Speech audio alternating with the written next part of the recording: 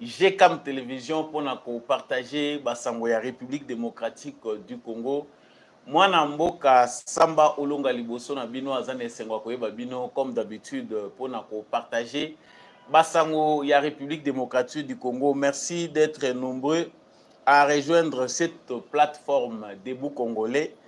Merci de nous faire confiance. Merci pour votre fidélité. Merci de nous rejoindre. Veuillez partager les liens de cette émission. Ceux qui ont bêti les bakumalamu ya kokota na kati etandona biso, partagez lien émission, likez, kobosa na te kotike la biso, commentaire. Depuis wapi yozali kolanda biso na République démocratique du Congo. Depuis wapi yozali kolanda biso à travers le monde. Justice Yanzambe Iratakate, justice Yanzambe Motomoko te aishapaka na contrôle nango. Boyi malamu ki mwana mboka Samba Olonga azalaka toujours na devoir oyo koma rituel ya émission oyo ko rappeler na ba commun des mortels que singeli to sala kaka malamu po justice Yanzambe Irataka moto soki moke te sala kaka malamu pour ma B, ils ont une conséquence néfaste. À la une, il y a actualité, Nabiso Mukola Lelo et Sengeli Toyobaïte. Interview Oyo, Maman Nabiso, première ministre Judith Souminoa, à Salaki et Paiwapia Kendaki, Milulu ya COP 29, et Lukelie Makambo Ezali, Kosala débat, Likolo ya autre, Koyoko Benga, lapsus topé erreur, ya langage. Interview ezalaki concernant makambo ya climat oyo bango bakendeli kasi bango babordaki pe question etalaki changement constitutionnel na kati interview wana ezali na élément moko ekotaki ezali erreur oyo bato na bato bazali ko interpréter na ndenge na bango kasi na kati émission peut tokolobela yango toyeba mutuna est-ce que ba membre ya famille politique ya président de la République topé ma membre ya Union Sacrée bazali rodé bien orienté pour na koyeba ko aborder en public question ya révision topé changement constitutionnel. Est-ce que les kanisi ya mokonzi mboka ezali ya révision topé ezali ya changement constitutionnel pour na nini bakoyi kolobate d'un seul langage avec des arguments oyo ekoyi ko balayer ba doute nyonso possible. Je reviens dans cette émission pour en parler.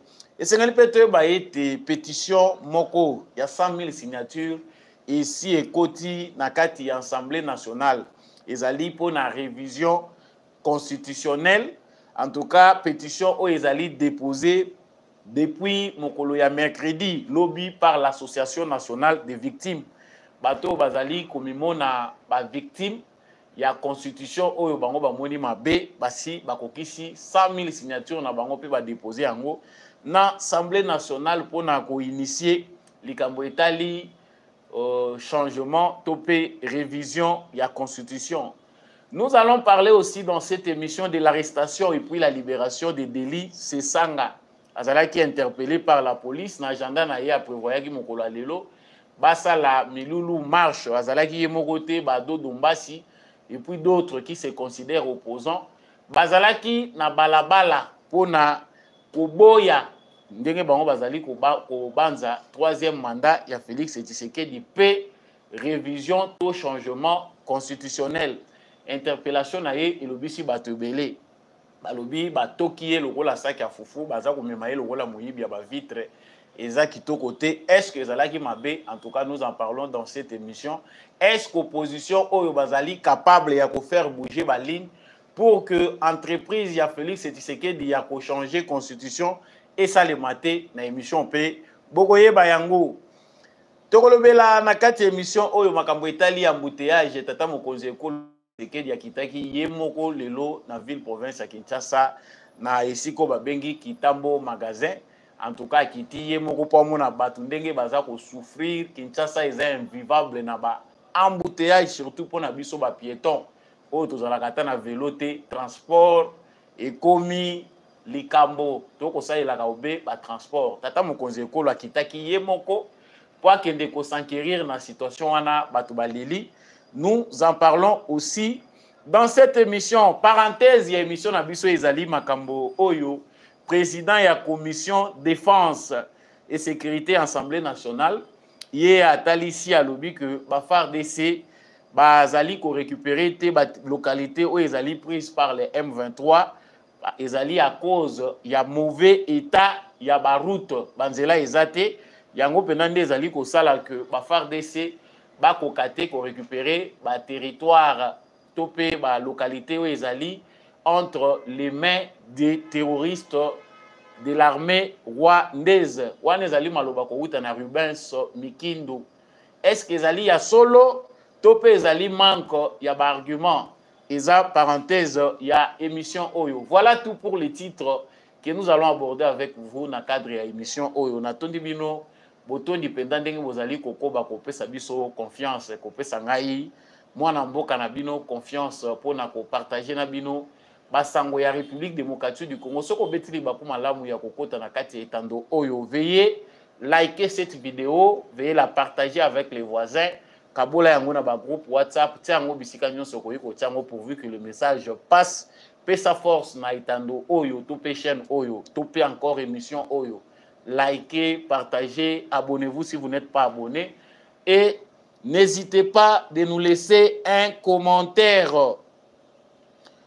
Voilà, nauti kolobela awa na début émission que ezali opesi mbwambo aboyi mboka ya polémique ndenge tobengaka yango na Congo nyonso ekoma réduit lokola makambo ya vita imana topé makambo ya wera na JB lorsque la rivalité était forte. Bato ya Kla Wenge ou bapanzana ki philosophie na biso ya ko aborder ba sujet na société congolaise et comment nango na rythme ya ndombolo, na rythme ya polémique. Mama Judith Suminwa epai wapi ya kendaki na forum ya makambo etali donc COP 29 ndenge babenga kango ezali makambo lobelaka climat na makambo etali bassin Afrique centrale biso ba congolais totikala sima makasi po Joseph Kabila pendant tant nyonso ya zalaki na pouvoir, nous n'avons pas eu vraiment les privilèges d'occuper la place qui est la nôtre. Donc, il y a un autre moni que Congo-Brazzaville, République du Congo, Oyo Bazalika kana 12% ya pamba, ya ba réserve, ya bassin, ya Afrique centrale, Bazali na avancé na diplomatie par rapport na biso. Otali pe bamboka lokola ba Rwanda, ba Kenya, ba Gabon, bazali ko occuper place moko munene en fonction de la diplomatie na bango ba menaki pendant temps moulayi. Mais République démocratique du Congo azali na plus de 60%. Il y a réserve forestier, il y a bassin, il y a Afrique centrale azali ko bénéficier de l'euro mokote. Tous ces avantages oyo ezalaki mérite na biso ezalaki hypothéqué à cause ya mauvaise gouvernance na incapacité ya Joseph Kabila à l'époque na ye. Lelo oyo kokoso ezali entre République démocratique du Congo na bamboka mususu principalement le Congo Brazzaville parce que Congo azali na démarche sur base ya diplomatie ya Félix Tshisekedi ya kolinga ko récupérer et bonga na ye ya leadership pour na makambo etali climat gestion ya bassin ya Afrique centrale.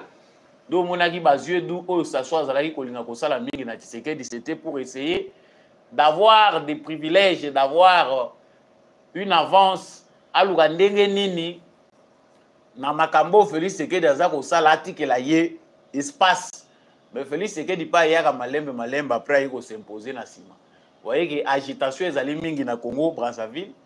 Il ne s'agit pas seulement de la question, il y a électricité, il ne s'agit pas seulement de la question, il y a accord basignaki na Rwanda, mais il s'agit aussi, il y a ba intérêt et belé, au biso Congo to perdre à cause de la légèreté, mauvaise gouvernance, incapacité ba terme ezali belé pour na ko justifier gouvernance chaotique ya Joseph Kabila oyo kotsaki biso na libulu.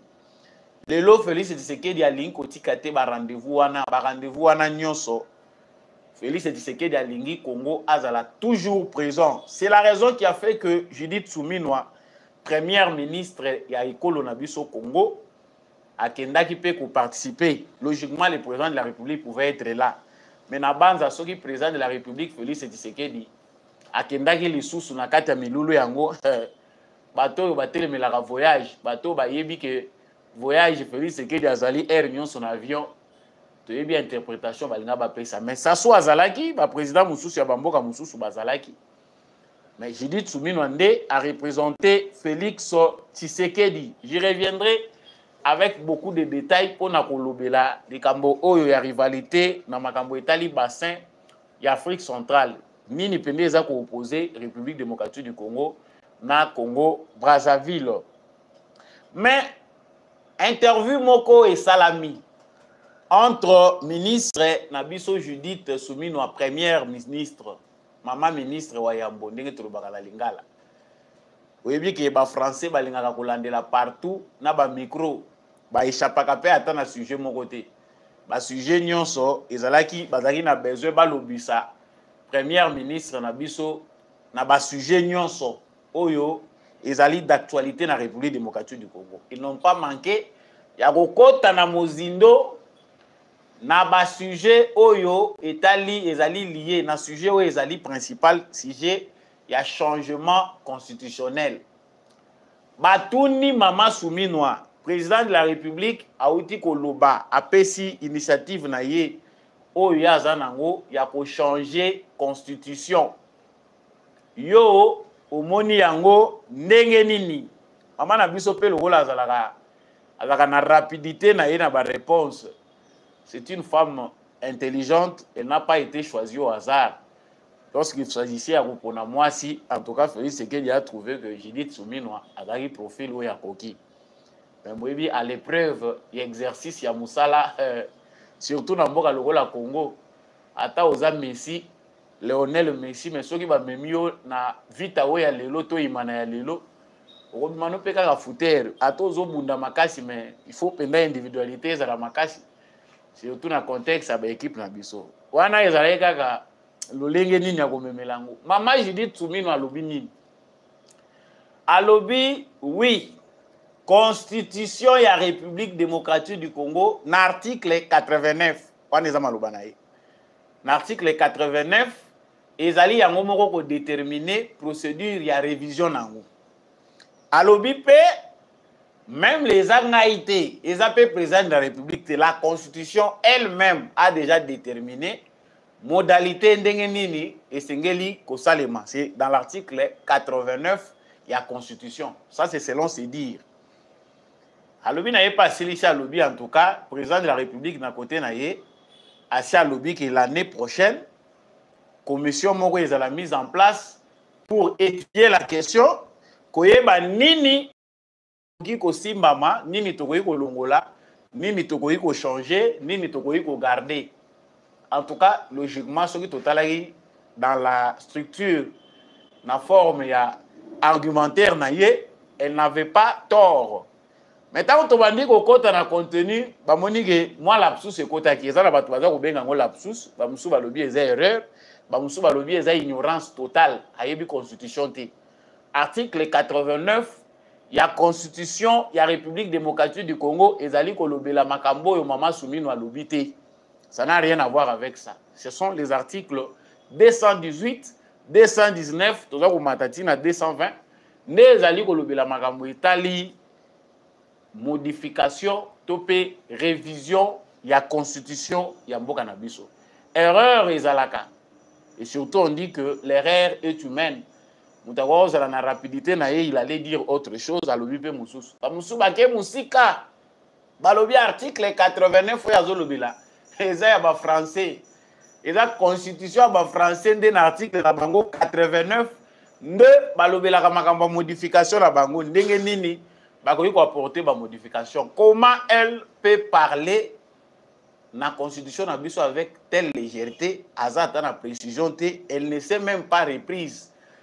Est-ce que bato batamula ki na mama première ministre conseiller na yeto conseiller na ya matière ya communication azwa ki temps ya ko visualiser parce que c'est ça aussi le travail ya kozala na ba conseiller tant yo ozali ko sala interview na yo eza na entente moko esalemaka avec la chaîne avant batia yango ba publier yo poko décider au lobby en tout cas na ndenge to salé l'interview yo je ne veux pas que botia yango en public soit nous allons refaire après soit on annule catégoriquement on récupère tout pe balongoli soit carrément vous dites te parti oyo boyoka ba mususu ko to balongola kana ba parti bon cette question to za koyeba ngote eza pe question moko ezali que ba politicien na biso pe ba apprendre ya ko sala mieux. Même les présidents de la République, une fois l'absous, c'est les cas, mais erreur grave, c'est que même les conseillers en matière de communication, même ils ne sont pas revenus pour la Rolande non, l'absous oyo, et c'est là qui m'a lamouté, qu'est-ce qui pouvait être fait? Et les guinam. Maman Judith Souminoa, à lobby, a péci opinion naïe, par rapport à Oyo, président de la République, a péci comme ligne maîtresse président de la République à la Kisiponaye que le changement est singulier ça la constitution. Mais est-ce que le président de la République a parlé du changement ou de la révision? Parce que même temps révision, changement, c'est comme si réviser et changer et comme on dirait des mots synonymes. Il faut tous à la fixer. Le président de la République Oyo Azali à la base, il y a initiative Oyo. Azali Kolobela, changement, il y a constitution, topé, révision, il y a constitution. Français, c'est une langue très compliquée, avec beaucoup d'exercices. Na makambo itali signification ya ba mot sens oyo sengeli ko pesa na ba mot na phrase telle comme boye patati patata. C'est une langue que j'apprends à ne plus aimer. Ça, c'est un langage que moi. Et ça, langue, belle langue. En tout cas, c'est beau de parler le français, ce que vous maîtrisez en langue. Mais quand on a grammaire, quand on a orthographe, quand on a nini. En tout cas, pour ceux qui apprennent d'autres langues, bah, que le français, c'est une langue très compliquée. Révision ou bien changement. Ce aussi contenu à ma lobatata mokonzi ekolo à lobby Félix Tshisekedi. Tout l'andi intégralité à discours naïe. Il a parlé de mots forts. Oyo lobby ça qui n'a pas opposant n'a pas tebeli. À lobby constitution oyo ezalaki conçu à l'étranger par des étrangers. Et la constitution n'a bisoté. Nous devons avoir une constitution conforme à la réalité na biso. Je ne peux prendre que ces phrases-là. Elles sont plus importantes. Si tu as une phrase, tu dois comprendre facilement qu'il ne s'agit pas de révision. Parce que quand on révise, on prend ce qui doit être pris, c'est qu'on garde encore cette histoire-là,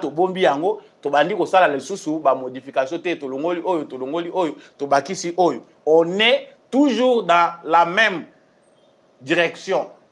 Mais quand on parle de changement, c'est que nous pouvons parler aujourd'hui de rédiger une nouvelle constitution. Papa Nabiso Isidore, Papa Nabiso Ndaïwel, Azali Kolobela, Likamboana, Yepe na idée na ye alobi en tout cas, il faut rédiger une nouvelle constitution. Batebele bazana optique wana ya ko rédiger constitution ya sika, rédaction d'une nouvelle constitution. Ba musune balobi te tokoki koboya nyonso te ya malamu na kati ezali. Une constitution conçue à l'étranger par des étrangers. Baye ba kaleke ango ba imposer ango biso to regarder nini na kati. Est-ce que ezali conforme na makambo na biso? Ça c'est ce que le président a dit.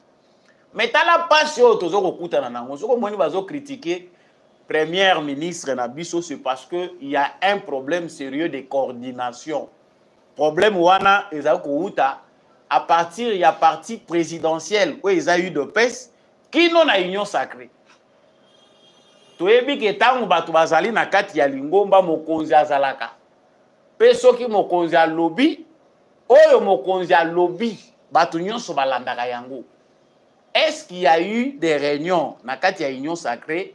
Batu bazali ko comprendre que il faut harmoniser ma position lorsqu'il faut parler. Il y a initiative au président de la République à lobby. Même dans les partis présidentiels, chacun défend, chacun veut convaincre les Congolais de parler constitution. na lolenge na ye. Augustin Kabuya chante à sa manière, Deo Bizou Bukotoyo chante à sa manière, Bamususu pe bazana katia Union Sacrée, ils chantent à leur manière. Est-ce que c'est de cette façon-là qu'il faut aider les Congolais à comprendre que changement de la constitution est malamu et il faut que basi ma constitution mboka na bango. On voit qu'il y a un problème sérieux à la coordination et ça qu'on s'est posé. Pour nani parti présidentiel, à maman Judith Souminoa, Azali cadre, il y a eu de pèse, selon ce qu'on connaît officiellement. Elle a été sélectionnée comme une des cadres, il y a parti Union pour la démocratie et le progrès social. Mais cadre, il y a Union pour la démocratie et le progrès social, il faut avoir la ligne de conduite. Lorsqu'on aborde la question du changement constitutionnel, c'est que vous avez déjà en matière, vous voyez que biso na philosophie ou ya biso. On défendre vision na bino na moment wana.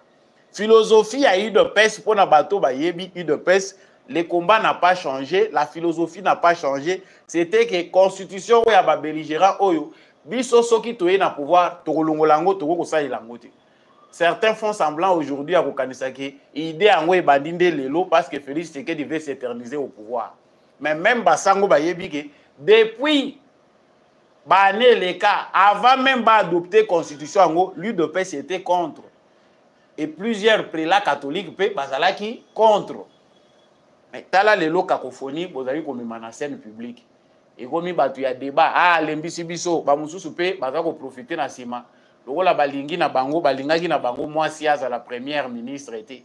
Bamususu pe, bamonaki que moi si na contexte où ça ne va pas. Ba profiter nango pour trouver des raisons. Il y a acculé nango maman abat. Ma conseil est nango gratuit aux autres parce qu'il y a encore du temps.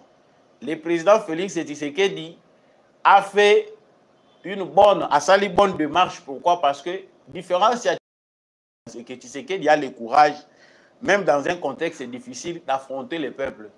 Ce que Kabila ne faisait pas, Kabila s'est caché dans son silence. Où il a dit silence moko faible, silence moko to lâche parce que babo mabato comme situation est la complexe, situation est la malamu Kabila zaka a fond alobakate balobi recteur ya université ya Kara. Mais Tshisekedi lui a eu le courage d'aller sur la place publique dans un meeting populaire dire au peuple congolais pour nyonso Tshisekedi dans kolobezo le kanango na kati ils ont les canangos na média na RTNC parce que en direct congolais nyonso bisika azalaki o yalandaka radio o yalandaka télévision ayokaki de quoi Tshisekedi parle. Il s'agit du changement constitutionnel. Des fois o ezali na utilisation ya ba terme, des fois o ezoko zanga na ba orientation ya mwezo mema cacophonie. Avoir les contextes sur terrain. Ici, le peuple congolais, peut-être quand ça va la manipuler pour rien, c'est la cacophonie qu'on gère. Tous la culture, il y a malamute information, tous la culture, il y a malamute, il y a coupé la batte les cambonats en toute transparence, qu'on gère battre l'information à malam. Il y a moins de cacophonie dans la scène publique. Il y a des gens qui risquent d'être manipulés, pas parce qu'ils ne comprennent pas que la constitution, les lois va changer, ils ont faire partie de problème, mais certainement parce que l'information n'est pas donnée, les arguments ne sont pas coordonnés. Manzanza là partout, que ce soit dans l'Union sacrée, que ce soit dans l'UDPS. Finalement, vous avez vu peuple congolais. Il y a bien ceux qui ont commenté, il y a bien ceux qui ont éclairé, ce n'est pas notre travail. Il y a ceux qui bouffent l'argent. Par exemple, le président. Po biso to loba, po biso to salaboye, il faut to salaboye, pe sambongo ya boye, salaba salaboye. Non. Même le président de la République devait donner un coup de pouce à son parti politique pour que a insoufflé va mourir à unité. Batika ko ridiculiser yé ndenge baza ko sala ngona place publique. C'est ridicule enfin. Pour président lobi ba changer constitution mais parti na yé eza ko lobama. Si qui unité ezalaki, Augustin Kabuya peut-être la linga na garage. Pour les éviter bateau et ridicule, à partir de PS, mais on pouvait choisir des gens qui ont l'éloquence. Bateau yo, bazali naturellement nadon, il y a pour transmettre bateau idée, peut comprendre même ce qu'on a en alphabet. Mais oyo ezoko yoka na wana na boyi na continuer ko lobela kango oyo ezako bima na place publique ezako ridiculiser nde ezako sala kitoko te ezoko pesa pour opposition on peut kaka po ezo exister te. Si l'opposition existait réellement na kanisi que débat il ngaki ezala houleux. Et là nous devons aussi savoir que il y a déjà une pétition ici au côté de l'Assemblée nationale. Des ordres, tu éviter. Bah, tu peux moussousou peut basi basali pe initiative na bango ba ki 100 000 signatures balobi. Bango bazana a besoin de révision constitutionnelle. Association nationale des victimes. Ils se disent victimes, il y a constitution. Et effectivement, l'ensemble des Congolais que nous sommes aujourd'hui étrangers sur nos propres terres. À cause aussi de cette constitution. Tant que vous vendez votre pays, certains n'ont pas compris l'essence. Tellement que Etienne Tshisekedi à cette époque-là, il parlait à Zalaki Lokola savant. Moni savant sera Zoloba. Aux yeux de ceux qui ne comprennent pas, c'est un fou. Souvent, les savants bingi bazaka Lokola Maboma. Mouto Azaro Mona, 20 ans liboso, 30 ans liboso, abimaka Mouto Liboma pona batu, l'ensemble ya batu mingi bazaro yokaye na tanwana.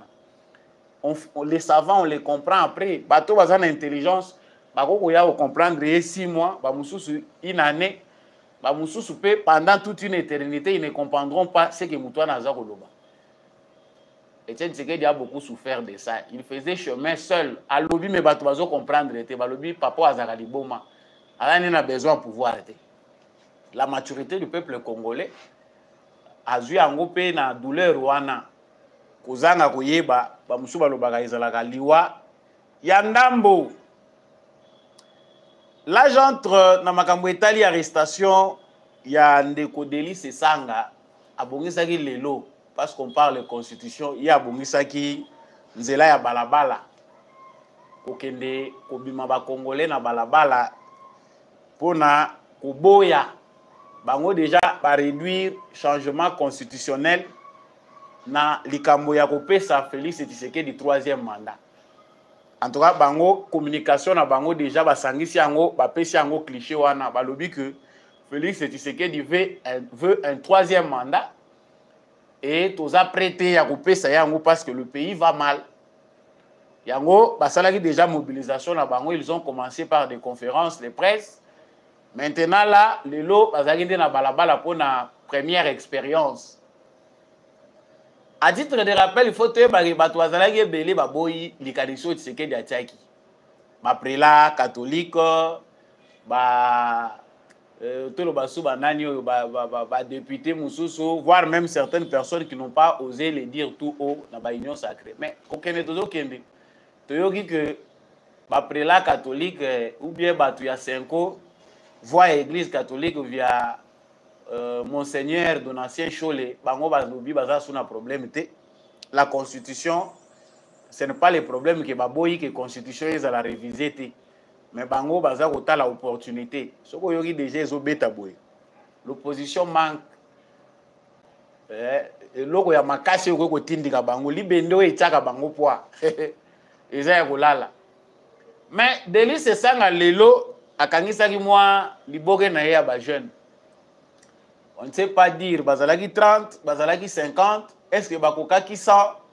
En tout cas, la politique au Congo se fait mieux par la manipulation et la corruption. Ce qu'on a un événement moroboué, bongisa déjà 3 000, 4 000 $, Kaboula yamona ba franc congolais, luka ba jeune brave, oyo bako sa la sécurité na yo, na oyo bako sa la ba attirer ba bado mususu. Ezak exercice hein. Biso bato yebi makamwana to yebi ke na Kinshasa pour mobiliser bato faut créer na noyau moko boye obimisi na mbongo botie risque osali cotisation comme il y a des affamés et des désœuvrés à Kinshasa il faut choisir des quartiers populaires bisika nini okende ko quitter la po bato pe mususu ata azo comprendre te mais soka moni mouvement ndenge wana asai nini akoti yango monaka bandai de pesa longo na opposition moni ba mususu mingi ba wela ka balobi changu ou bien ceux qui baké changu te ba renoluka ba quartier moko périphérique ou populaire ba yebi ke kuna to olokota même bateau ba maîtriser na bango question angoti to za na besoin de convaincre bango te to za ka na besoin totindiki bango na mouvement moko boye. Il suffit que les caméras passent par là et puis voilà, l'action a réussi. Denis Esanga batoki na la police. Basimbi na bilamba. Au départ, la vidéo elle est déjà virale dans les réseaux sociaux. Toyoki batunyo so bazo condamné balobi, on ne peut pas quand même traiter quelqu'un comme ça. Bon, nous partageons tous cette opinion là. Moni entre nanga na bato bazako meka quand même ko ça l'opposition encore à l'intérieur du pays. On peut les respecter, on pouvait peut-être kokanga na ndenge mususu botie attaque kraka na maboko bolobi kota na mutuka. Et ça le makanango. Kraka peza pe lisumuti. Boko kangaka mutu botie kraka bolobi bon avancer. Mais biso ezalaka ba Tokyo za tata mobimba ba simbio bazo benda ona bilamba. Bon, c'est ça aussi ça l'opposition au Congo, ça s'apprend, il faut oyeba ndenge nini ma réalité en ezalaka. Veuillez liker et partager la vidéo s'il vous plaît si vous êtes en direct. Il y a des gens qui se sont indignés, il y a des gens qui disent oui, azui. Il y a des gens qui na balabala pour akende koye ko saba congolais, koye bisaba congolais que constitution oyo eza malamu Tshisekedi asimba ngote. Il faut être amnésique. Il faut peut-être que vous allez vivre dans la planète Moussoussou parce que nos frères, nos enfants de 15 ans, ceux qui totalisent peut-être 18 ans, ils ont école primaire, peut-être ce qui s'est passé. Mais vous avez besoin d'apprendre dans l'histoire. Est-ce que il est logique que pour cette fois-ci, dire aux gens que cette constitution, on ne peut pas la toucher? Denis Esanga a déjà pu libérer. Mais pour mon opposition, ezali penda na makasité. Et que Tshisekedi a raison de dire que les opposition ya nzala, les opposition ya pété. Opposition moko, les efficacité. C'est parce que même dans le faux là, baza incapable de se mobiliser parce que le peuple n'est pas derrière. Opposition ya Tshisekedi, le peuple congolais a sans leader. Encore à l'heure des réseaux sociaux, tout le monde a pris la parole. Au moment que Batunion se basa pour s'exprimer. Si c'est que dit Azasu n'a besoin pendant mingi pendant te yakoyoka ba opposant. Je ne sais pas si nos opposants réfléchissent sur ça. Bato basa ko mibenga ba opposant wana. Est-ce qu'ils ont le temps de comprendre que à l'ère des réseaux sociaux, l'opposition doit prendre une autre forme. Les Congolais d'eux-mêmes basa ko ça l'opposition face à Tshisekedi. Surtout qu'ils sont avec lui à majorité. Sur base des dernières élections. Au moment où les Congolais ont Tshisekedi, mais ils ont salé pression. La vie sociale au Congo, en tout cas, ils n'ont pas si pour vivre dans le Congo, ce qu'ils ont bien zate. Ceux qui paient aux autres côtés, ceux qui ont tokaté dans l'État, c'est vrai, nous le disons tous que c'est invivable. Ça ne peut pas être caché. Et lui, Tshisekedi, ceux qui ont dans les réseaux sociaux, a dit que les Congolais vraiment. Ceux qui sont congolais, na minute, bakangi matoi, bakangi mis, bazo yoka nyonso azolobate, c'est parce que la souffrance c'est makasi. Mais c'est pas Tshisekedi qui a créé cette souffrance. Il y a des Congolais qui comprennent, il y a des Congolais qui ne comprennent pas. Ils appellent à Congolais ba yebi que ils ont raison, ils allaient d'ordre général, ils allaient mondial. Partout monde de pays moto, bisika nyonso, biso tozaki dans ba problème na biso. Mais si ils appellent s'amplifier en quelque sorte, lié à la réalité à monde. Na kala bande ko na biso bazana poto abazaye ko bakela biso zo mone zo ya moi pamba moi 100 moi 50 ndeko mela mai melelo soko zo yo kage na bato bazana bisika oyo ayebi ke kolia iko za la problème ta komi ko yebisa OK vraiment il faut réserver za la mukilizo kende mabe. Nous aussi nous devons serrer les ceintures et mettre l'accent sur notre organisation. Constitution Sengeli va changer en gros pour éviter les gaspillages. La République gaspille beaucoup de moyens pour faire fonctionner des institutions qui ne valent pas la peine. Qui ne valent pas la peine. Les institutions elles vont permettre que la catégorie d'individus va s'enrichir na bango sans toutefois avoir pitié. Pour mawana ba mutakoyo ke lwa mazate. Eza na monde okinawa ndenge balobaka. C'est-à-dire, tout yo koti, ozo koluka pe bien à famille na yo, et si tozu peu honorable à famille. Avec cette allure ici, nous finissons tous politiciens. Naza koluba o mikolo nyonso na invité soyo. Biso to kanisa ki so Tshisekedi a commis président de la République, on peut diminuer l'influence. Il y a riwe oyo ya batu nyonso baza koluka kotonda na politique. Pour politique eza cop lelo. Les partis politiques chaque jour ils ont continué à se créer. Mais c'est grave. À la place de créer des entreprises, on crée des partis politiques. Talandenge c'est ça ngazo souffrir. Il est intelligent. Hein?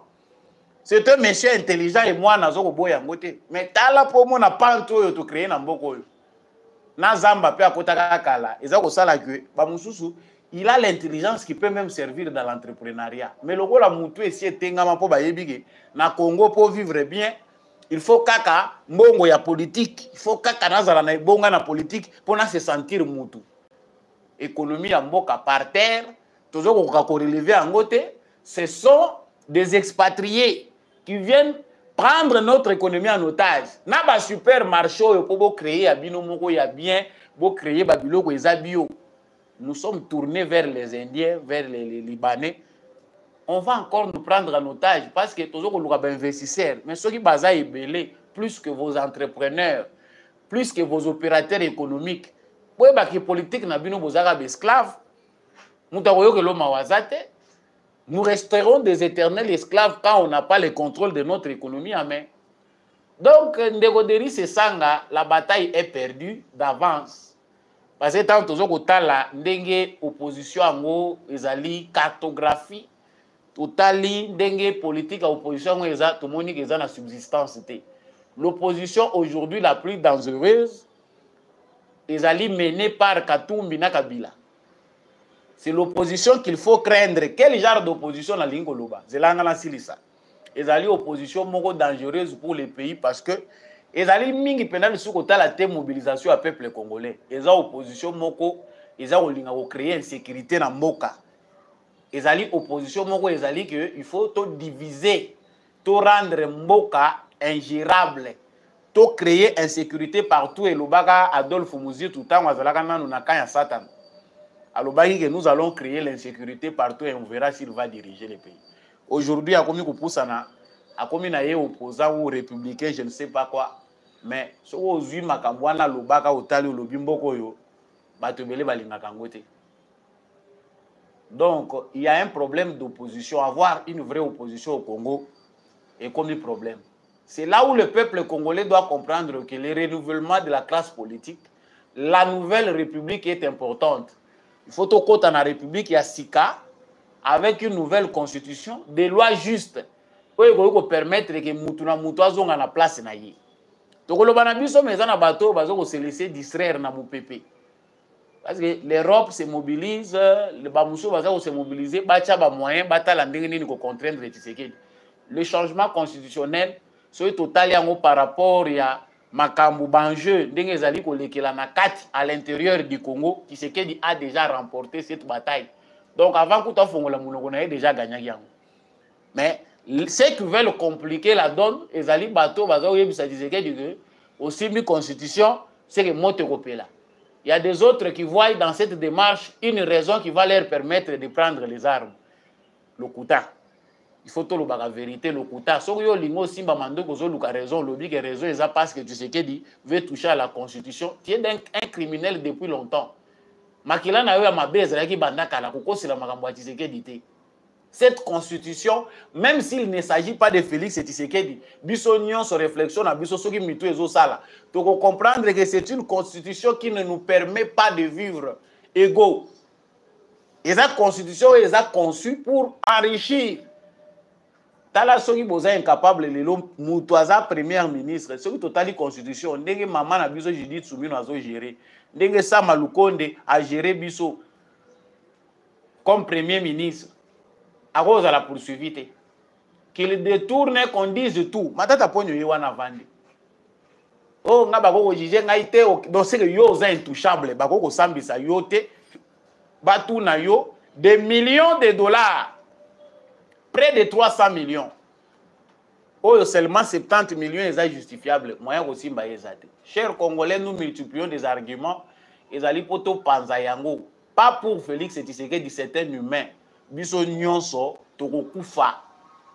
Mais to lingate que batuba personnaliser débat oyo ba komisango une affaire de Tshisekedi. Ce qui bolingi Tshisekedi c'est votre affaire personnelle. Même Dieu qui a créé le monde a eu un opposant et que là munaye moko. et comme il a dit opposition. Donc c'est clair que Tshisekedi ne peut pas être aimé par tous, mais nous sommes obligés d'aimer la République. Et ce que l'ingimbo kana yo ezana makambo yoko osala ezapena makambo yoko osala ti. Donc voilà, monsieur Delis Sanga est déjà libéré, a déjà libre. On espère bien qu'il va continuer entreprise naie, ya koboya va toucher constitution. Il faut à un moment aussi être réaliste au monique o eza perte ya tanatika. Mais le rôle la base tirer de ficelle basa à l'extérieur, ils sont en train de chercher par tous les moyens comment embrouiller les Congolais. Donc là vous avez la vérité.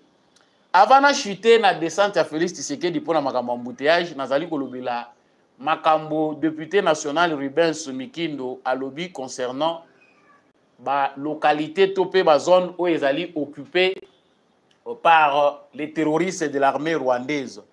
Veuillez liker s'il vous plaît, vous êtes nombreux en ligne, mais vous avez liké donnez-moi de la force, likez et surtout partagez l'actualité. Selon le président, il y a commission, il y a défense, il y a Assemblée nationale, commission parlementaire. À lobby, les FARDC ne récupèrent pas les localités prises par les M23 à cause de l'état des routes. Est-ce qu'il est bien rodé? Est-ce que la commission wana pende sala kamusala nango? Hein, papa Rubens Mikindo. C'est vrai, Bino Mutuboza censé, au nom du Parlement, au de la ministère de la Défense et Sécurité, pour n'avoir baka évolution sur le terrain. C'est une préoccupation, il y a bisognon pour n'avoir pourquoi la localité où ils allaient prises, ils allaient récupérer, il faut que ba botoli moko nde tokimi lisusu mbangu pour que ne kolukato récupérer yango. C'est une question même biso to kolubawa batu na kabiso yango chaque jour to comment on dirait biso ne ba député. Seulement parce que nous donnons l'information que les gens veulent savoir la vérité. Mutuna oyo batu nyonso ba congolais belé baza ko mituna ngo. Pourquoi on ne récupère pas? Awa ya lobi ezali pona nzela. Mais c'est faux. Bango bazo ya kana nzela nini? Bango bazo sa ela nzela ndenge nini? Bango baza ko pumbwa na lipapa to baza ko pumbwa na kombo po baya ozwa ka ba mabele na biso et que biso toza incapable de récupérer parce que nzela ezati. Non. Bozwa biso bana mikete travailler sérieusement. La défense nationale ya mboka na biso ezali na besoin ya makambo ebele. Ezana makambo ebele. Eza kosenga ke eza la revue mingi pe toka koloba ngo te po munoko pe osoki fungwami mingi awa elukelaka nzoto pashi ebele tokoma pe ko fina makambo susu. Mais chaque jour nos militaires nous appellent bandeko na biso ba militaire baza ko benga biso balobi moko bolobaka. Il y a beaucoup d'argent qui sort, mais il faut que des détails importants commission wana bokende nde kolandela mbongo ya bana batu bazokendaka na front. Savoir que les bataillons ou les autres kendaka, ceux qui bataillons ekei, ils ont perdu déjà batikali combien commerce ou les autres continuent à coller à kambongo ya bawa soit kobomisa bana batu. Il y a des choses qu'on ne peut pas, on ne peut plus clair. Bino moko pe bosi boyebi ba détail nango. Voilà ce qu'on veut voir des commissions parlementaires. Mais boko kende na bino bozoyi la biso ba information, c'est comme si on dirait comme ngande munaza ko lobango boye. Non, ezapo na état ya ba route. Nde tozo ko récupérer te c'est que to ko récupérer ba localité mukolo banzela nyonso ko tongama nde biso siko to bandi ko zwa mituka na biso po to banda ko landa ko récupérer mabele. Il y a beaucoup de gens qui ont des doutes sur ces informations, qu'elles soient vraies or on ne disconvient pas ezaya que uta na domaine na bino mais biso toza na doute mingi koyoka ke ezali problème ya banzela. Notre armée est déjà équipée. Il ne faut pas attendre que tu continues à perdre. Bango, malgré Kagame yebi que il est déjà perdant sur le plan international. Démarche au Tshisekedi Sali, Outa Aza, président de la République, et si affaiblir Kagame. Mais Kagame comprend aussi que ce qui tozaka kananu na terrain, nous allons gagner du temps. Mieux vaut, tosali koto logo la négociation ezali, mais entre-temps, tozo continuer à déstabiliser, bango créer des problèmes ou sous. Il nous occupe. Les localités sont récupérées. On note, les FARDC sont à l'œuvre pour récupérer ces territoires entre les mains de l'ennemi. Non, non, non. Chers députés, faites votre travail. Et bon, on a un modèle à boyer. Motuna naza otuna ezapeli sa cité. Toza kokende kaka na modèle obozo memela biso boye. Soki sikoyo et comme non, ce sont les députés, to comme na suffrage indirect. Et comme le rôle en Amérique, et comme le rôle en Afrique du Sud. Na modèle ya ba député o toza na bango oyo. To tikela bino pouvoir bino bo voter la biso ba président. Biso to banda ko voter bino ba représentant na ba député pour bino bo kenda ko voter ba président na parlement. Il y a encore des choses à faire dans ce pays. Tant qu'on n'a pas encore une classe politique où ils allaient meilleure, il y a des doutes sur certains systèmes où ils ont copié pas baninga. C'est ma réflexion. Nasuki si awa parce que je suis aussi préoccupé na likamboyo embouteillage na ville à Kinshasa eza lokola ya koloka. Biso nyonso ekomaka kaka lokola problème moko spirituel. Na ba église pe balobelaka ngote. L'église batelemelaka ni molimo fulu ni molimo moyibi po congolais nyonso akomi on dirait tozaka la salité biso nyonso molimo fulu o ekangi Kinshasa na église babengana ngote molimo moyibi o ba pasteur na ba pasteur pe ba miyibi boyebi pe ke bazaka na église na bino mais molimo moyibi oyo tokaye ko mona ata na convention moko boye baza ko telemela ba pasteur balobi lelo biso nyonso tozotelemela molimo ya kimoyibi po moyibi nde ezoboma mboka na biso. Ce n'est plus Kagame. S'il y a un ennemi on a moment où biso il faut tout achever, c'est le vol qui occasionne la désorganisation. Soki tokomi ko tia Kagame likolo ya ba erreur na biso toza ko se rendre mauvais service. Rhétorique ya Kagame oui, tosi to achever ye partout tozokende tozofina Rwanda, mais tomizongela pe biso moko to se poser ba question. Embouteillage na ville ya Kinshasa, aux autres mona to éviter ceux qui PCR réseau servir à quelque chose. Ils sont là nombreux, mais na ba heure de pointe où ils ont senga que ba agent ya service wana bazala sur place ba mona nakati. Au mona bango la journée comme heure de pointe atalika ka ba poche ba mbota likaso azwaki amoni ki essayer koki na poche, il part de lui-même. Rapport epesami na mututi. Mais biso to yebi ke mituka ya l'état ezali mituka ya la police ba pesi. Pourquoi pas koyaka na ba PCR na mituka koya kotika bango na ba lieu na bango ya musala avant longa mutuka wane foya kozwa e pas signer présence qui a longwe na RTL. Mais personne bazo kosala bango moko on dirait bazo orienter na mutute ba motorola pe to mona ka bango lisu na ngote. Mais quand le président de la République doit passer kwa longwa kaka angaliema à rejoindre l'aéroport ya Njili, même yemoko président Nzela okanisa embouteillage ezalaka te. Siko lelo président de la République a quitté yemoko na kitambo magasin na Sosimat pour aller s'enquérir de la situation. Non, ba inversaki makambo ya ba route ezalaki à double sens et comme ba sens unique non pour chercher à résoudre la crise. Non.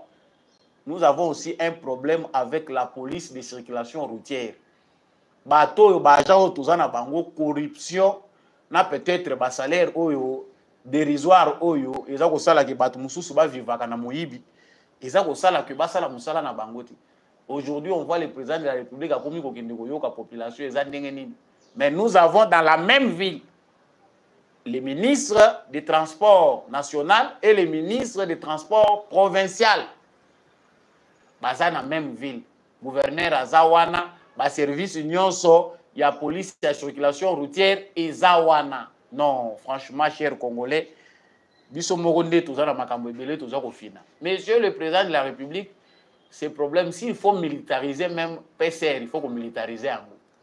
Pona ngai soki po ba militaire na biso musu bazo traîner na Kinshasa bana loka osala. Soki kaka batie mura batandie na balabala chauffeur nyonso azaka telemi armée wana ozomona ba auto ça. Toyebi ke banzele za problème. Parce que infrastructure routière tout ça nango eza ko kokate ko yamba charge ya 20 millions d'habitants et comme estimé oyo. Na banzela nini bato wana bako se déplacer, bato wana baza ko tam bango nyonso balingi mituka. Pona Congo soko so simbika ka mwa 10 000 balles eloko liboso mutuka. 6 000 $ eloko liboso mutuka. Il y a certains qui en ont 3 4 balingi pe ko somba mikanda te. Ah na loba ba musupe boye bani bino moko nde tozali. Le problème au Congo c'est l'anarchie. Oyo biso nyonso aussi to développer parce que l'état c'est akufa.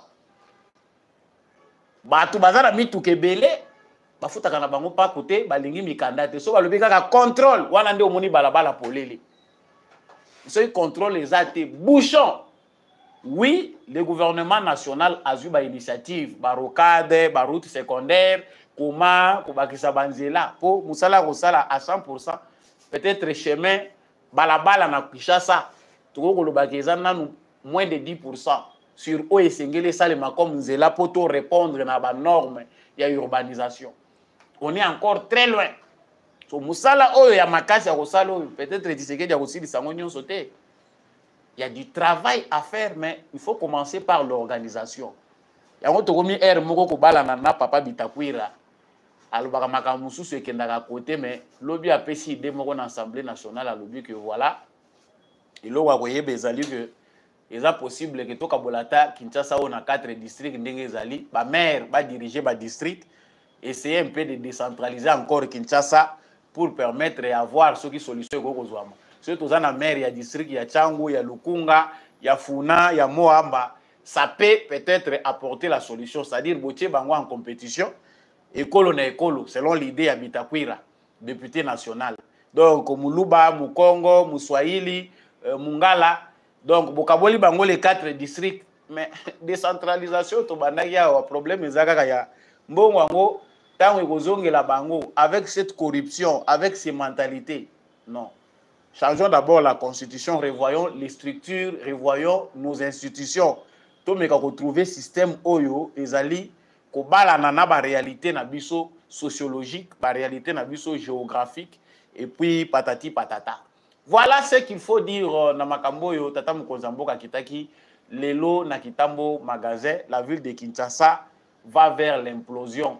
Ba mesure ezakozwama même secours oyo ba autorité nationale baza ko apporter na Kinshasa nanu penda et komi na limite oyo danger ezali komona na te na ville ya Kinshasa. Ba mbula oyo eza ko s'annoncer kotala pena ba caniveau na bakambu. Ah ba musu balobi nzambe sengeli asunga. Émission ya mokolo lelo esili na linga kozwa bino ngonga mingi te télévision eza ngonga. Soki olandaki vraiment samba olonga et que olaika kité laike ngonga yango yo. Soki o apprécier ki ça va. Ceux qui peuvent moins prétentieux, on reste congolais, nous sommes ensemble, il y a des analyses qui ne peuvent pas satisfaire les autres. Nous sommes ensemble. Congo na motema, FARDC na motema, matondo na équipe technique en décombi à chaque fois.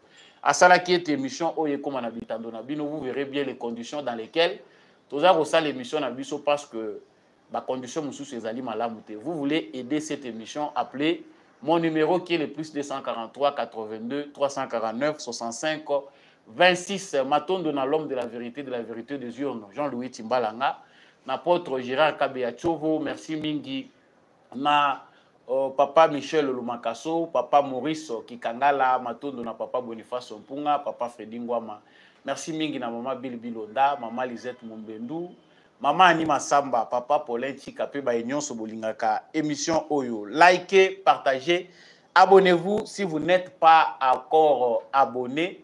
On se retrouve prochainement avec un nouveau numéro.